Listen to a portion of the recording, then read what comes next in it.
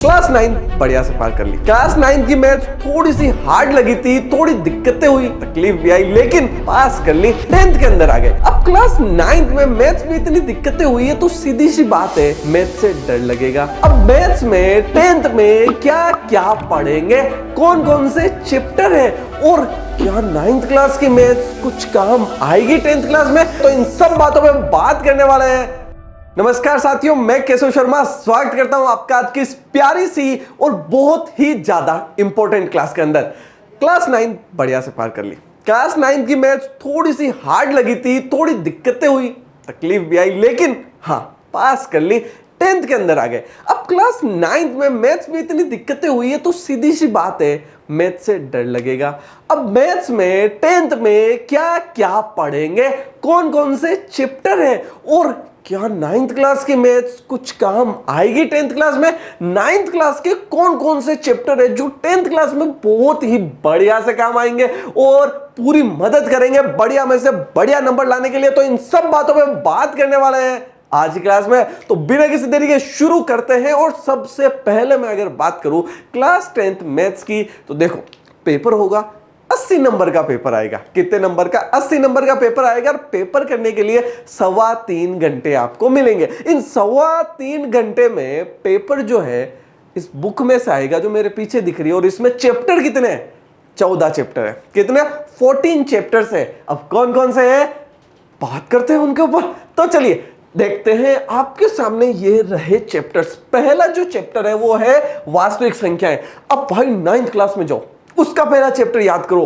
क्या था? संख्या पद्धति। उसके अंदर हमने प्राकृत, पूर्ण, पूर्णांक और परिमेय संख्याओं तक बात कर ली थी। अब परिमेय भी देख लिया था। वास्तविक संख्याओं में हम क्या करेंगे? वास्तविक संख्याओं में हम अपरिमेय, परिमेय, इन्हीं के ऊपर बात करने वाले हैं। तो हुआ ना पूरा के पूरा रिलेटेड 9th क्लास के फर्स्ट चैप्टर से। यानी कि पहला जो चैप्टर है 9th क्लास का वो बढ़िया से आना ही आना चाहिए। कितने नंबर का है? 4 नंबर का। कैसा है? Very easy. ठीक है, बहुत इजी है, वेरी इजी चैप्टर। दूसरा बहुपद। क्या आपने बहुपद 9th क्लास में भी पढ़ा है? बिल्कुल रिलेटेड है। तो 9th क्लास का बहुपद भी आपके बहुत बहुत काम आएगा। चैप्टर कैसा है? वेरी इजी है। कितने का? 4 नंबर का मेरे भाई। तीसरा चैप्टर दो चर वाले रैखिक समीकरण युग्म। अगर इस युग्म को मिटा दूं, हटा दूं, छुपा दूं तो क्या बचेगा? दो चर वाले रैखिक समीकरण। याद करो, याद करो। याद आया क्या?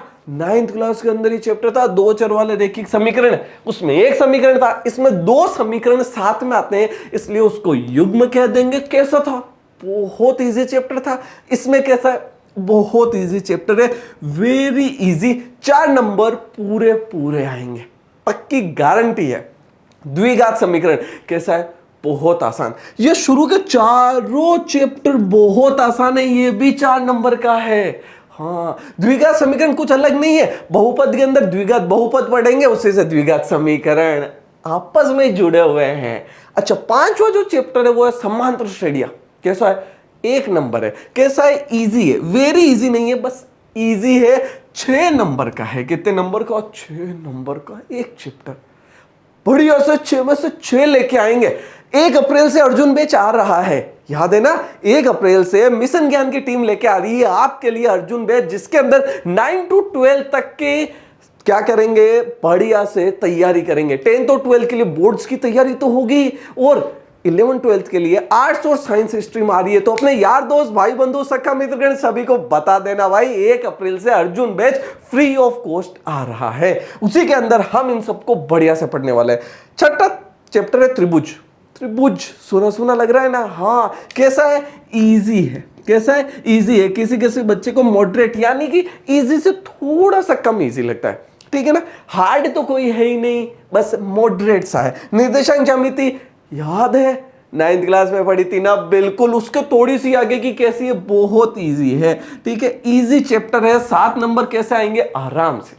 ठीक है। अच्छा, ये जो नंबर बता रहा हूं ना, ये अभी जो एग्जाम हुआ ना उसके ब्लूप्रिंट के आधार पे बता रहा हूं। ठीक है, चलो आगे बात में अगर करूं, त्रिकोणमिति का परिचय कैसा है? मॉडरेट चैप्टर है। मॉडरेट क्यों है? मॉडरेट इसलिए है कि पहली बार मिलते हैं।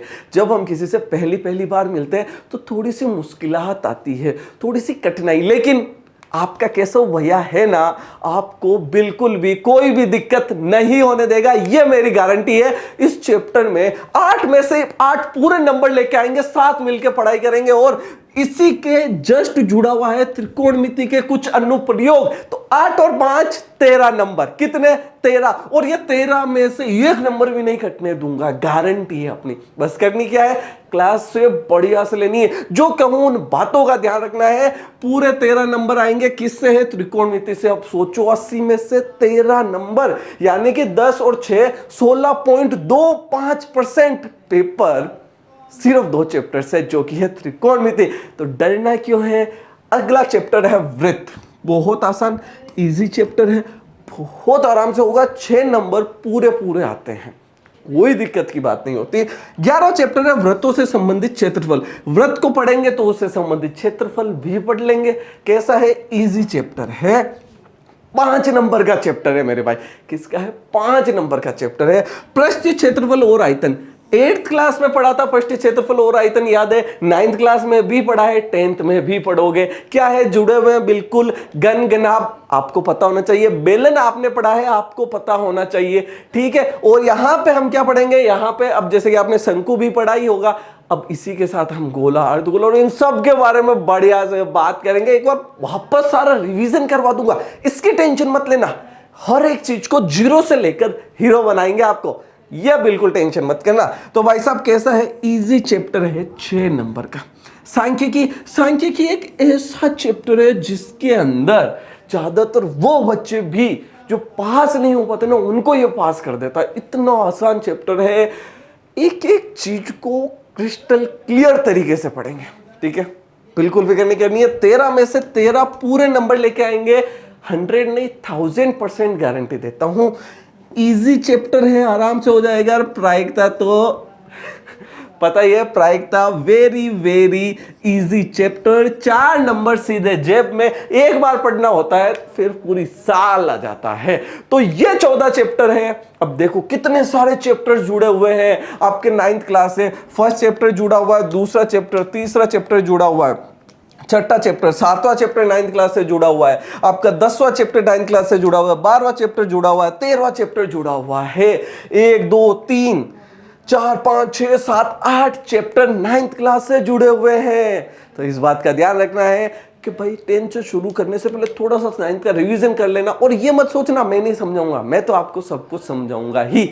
अब थोड़ा सा देख लेते हैं पेपर के ऊपर किस तरह के सवाल आते हैं। 6 तरह के सवाल आते हैं। कौन कौन से, बहुविकल्पात्मक, यानी कि ABCD में से ऑप्शन में से कौन सा सही है, रिक्त स्थान, अति लघुतरात्मक, लघुतरात्मक, दीर्घोत्तरात्मक और निबंधात्मक, इस तरह से। पिछले साल 18 आए थे MCQs, 6 आए रिक्त स्थान, 12 अति लघुतरात्मक, 10 लघुतरात्मक, 4 दीर्घोत्तरात्मक और 3 सवाल निबंधात्मक। इस तरह के क्या हो जाता है आपका टोटल 53 सवाल, टोटल 53 क्वेश्चंस थे और 80 नंबर का पेपर था। तो बस ये हो गई आपकी मुलाकात 10th क्लास के सिलेबस के साथ।